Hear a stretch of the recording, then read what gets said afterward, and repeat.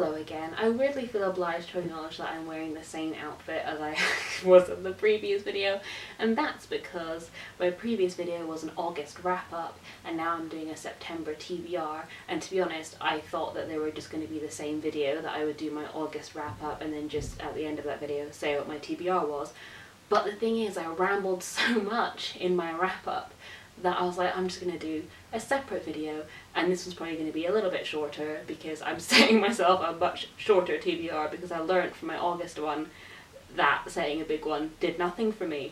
I'm still not entirely sure on whether I'm going to keep doing TBR, that this might just be like a thing that I do twice and then abandon it. I think I mentioned it before when I set my August TBR, but I'm not usually a TBR person. I always think of myself as a mood reader, but this year I realised that when I've actually set TBRs, when I was doing readathons and like read-alongs and things like that, I actually did read more books because I just didn't want to disappoint people that I was like doing the readathons with or doing the read-alongs with. So I thought like maybe in an effort to try and get through my TBR, I should be setting some monthly TBRs so that I feel like accountability and all of that stuff. So there were some that I set for August that I unfortunately didn't get around to because August was a fairly busy month for me. I started a new job.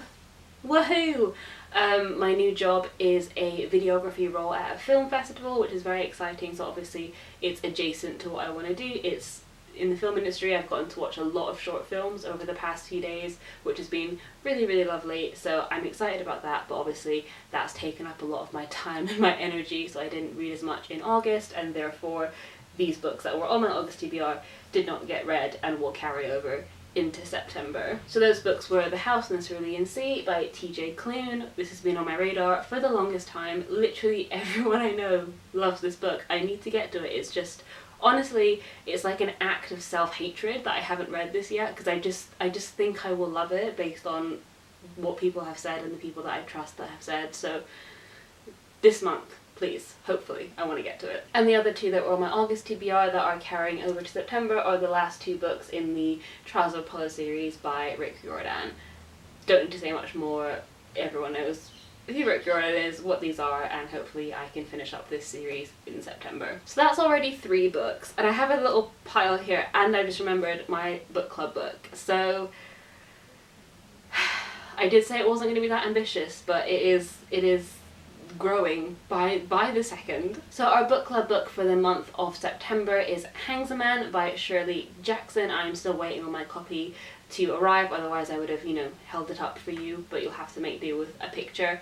I'm very excited to read this book. I keep saying I'm a huge Shirley Jackson fan, and I've never read a Shirley Jackson book, which is crazy. I obviously knew about some of the mythology around Shirley Jackson. I think she's a very interesting figure. I watched the movie Shirley at the BFI Online Film Festival in 2020. I absolutely loved it. It was one of my favourites of the year. I think it was my favourite of the year, and it's sort of this dreamlike hybrid biopic film, and it's beautifully told, it's beautifully shot. The performance by Elizabeth Moss as Shirley Jackson is just so hypnotic. That entire film just feels like you've stepped into the most unnerving, gorgeous, evocative novel, and obviously the film is trying to emulate the atmosphere of Shirley Jackson's novels. And every single time I hear a premise for one of her books, I'm like, I will love that. I love horror, I love gothic, I love Angela Carter, and I think that's something that she gets compared to a lot, these women who are writing very unnerving fiction about what it feels like to be a woman in these spaces. And I'm just so ready. And Hangsaman follows the story of a girl who goes missing, and is actually based on something that happened to Shirley Jackson. While she was living in a university town, a local girl from the university went missing whilst Shirley Jackson was living there and writing, and she wrote this book about that case that was happening near her, and the film does document this time and goes into that. It just sounds fascinating, and I'm so excited to read it during September specifically because it is sort of getting a little bit colder. We're gearing up to autumn, to the spooky season. I am ready to be a little bit, I'm ready for the chills, I'm very excited. And my little stack here is sort of themed specifically with September in mind. If I had told me 5 years ago that I would be nostalgic for school starting, I would have laughed in my face. Like, I just would have thought that was so stupid. Because I hated my time at school. Like, I'm not going to mince it. The last 2 years specifically, like sixth form, annihilated me. Like, the stress of exams and just going through personal stuff, it just was not a good time, and I don't romanticize that time in my life at all. I mean, I do and I don't, but like, school specifically, like, that's the one part of being a teenager that I'm like, that can get in bin. Everything else I do romanticize a little bit. Like, I do like the sort of, you know, the fandoms and like the silly things that I did as a teenager. I look back on it fondly, but like, specifically school, no.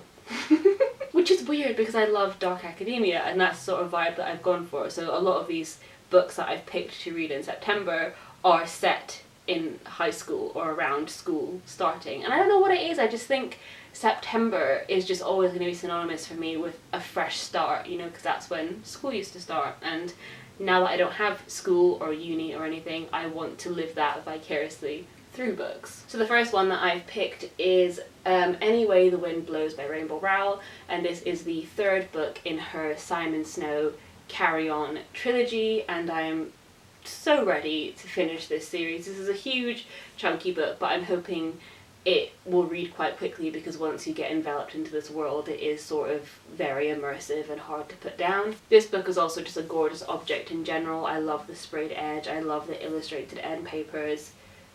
I can't fault it, and I'm very excited. As always, a little bit worried that I'm just going to have completely forgotten every single event from the previous two books, because I cannot trust my memory, but we'll see how it goes. And I know that this one is set back at the magic school, the school that is, we all know, based on Hogwarts.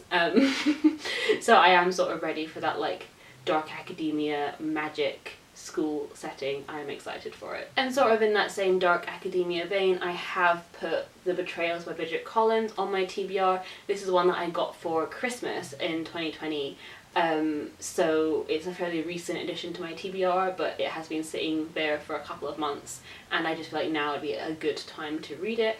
I don't know how dark academia is, but the cover just gives me the vibes, and I vaguely remember saying in my haul that it was dark academia. Oh yeah, an exclusive academy for the best and brightest, trained for excellence. Yeah, okay, so dark academia. I'm excited. And the last two books I have for my tentative TBR are books that are set in high school, so saying goodbye to the magical dark academia, like, fun vibes, and this is just like bog standard high school. But you know, I've not been in high school for 5 years. I'm nostalgic for aspects of it, and I'm gonna live vicariously through these books. And you know what, maybe they'll remind me why I hated high school, so that could also be a plus. And the books are Kate in Waiting by Becky Albertalli and Are We All Lemmings and Snowflakes by Holly Bourne. And I believe that Kate in Waiting is about two theatre kid best friends who fall for the same boy, and drama ensues. I'm ready. Me and B have been we watched the first two episodes of the reboot of Gossip Girl, and I'm in that mood where I want drama to happen. Not in my own life, I don't need that. I want my own life to be boring and calm and peaceful, but like, drama elsewhere, I will inhale it. Give it to me right now, I need it. But as it's Becky Albertalli, we know that it's going to be drama with like a big old spoonful of wholesome on top, so it's going to be a vibe. I'm excited. And as I've mentioned, every time I've held up a Holly Bourne book or said Holly Bourne, I didn't like her first book. I feel really bad because like every time I mention her that I'm going to read her book or I'm excited to read this book, I'm like, well, I didn't like the first one. But it's just context, right? I read a Holly Bourne book years ago when I was like too old for the demographic, and I didn't enjoy it very much. But I'm giving her a second chance because I think she has a very good readable writing style, and I'm hoping that this one is going to be the one that will convert me to the Holly Bourne collective. So I'm ready for this. I'm ready for this one. And I believe it also has OCD rep. I don't think it has that on the back, but I remember somebody saying that to me. Probably Leanne or Karis, because those are the ones that recommended it to me. Oh, there's a note on the back that says contains materials that some readers may find distressing. So potentially, which I'm weirdly looking forward to, because like I said, I don't romanticize my school years. I had a lot of hard times with like the stress and the anxiety of it, and a representation of that doesn't romanticize it would be very like validating, I feel. So I am excited to get to this one, and hopefully I will get to all of these this month. Also, I do want to give a shout out to the I Should Have Read That book club. I read their August book, which was Queenie, and I know that their September book is Pride and Prejudice, and I do want to read along, but I'm going to try and find an audiobook, one because I don't own the book, and two because I just don't know if I like it, and I don't know if I should be buying books at the minute that I don't know if I'm gonna like. So I am gonna try and track it down somewhere so that I can partake in that discussion. And also, obviously, if you watching this want to read Pride and Prejudice as part of their book club, I will link all the details for that below to their channels and all the places that you can find information for that. So yeah, those are all of the books that I am planning to read in the month of September. Do let me know if you've read any of them and which one you think I should really prioritise or get to immediately. I'm very excited for all of them, but I can be swayed. I will bow to peer pressure. It has been known to happen. So yeah, thank you so much for watching, and I will see you soon with another video soon. Bye!